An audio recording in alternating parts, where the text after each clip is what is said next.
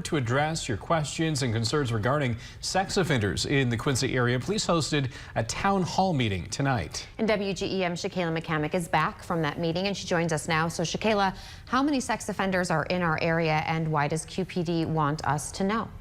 Yeah, Mackenzie and Daniel, in Quincy city limits alone, there are more than 150 registered sex offenders. Sergeant James Brown hosted tonight's town hall meeting. Residents in attendance learned what sex offenders or sexually violent people can and can't do statutorily in the area, such as living no closer than 500 feet from schools or registering their social media accounts with police. One point Brown made tonight is that a common misconception among residents is the idea they will be formally notified if a sex offender moves into their neighborhood.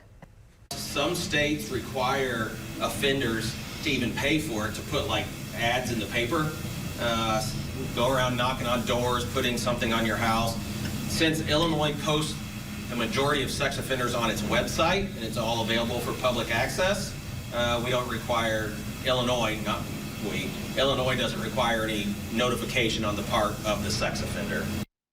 And Brown also discussed the recent approval of Adams County to start receiving sexually violent persons. He says SVPs are strictly monitored by Liberty Healthcare. They're confined to their residence with an ankle monitor for the first few months of their stay.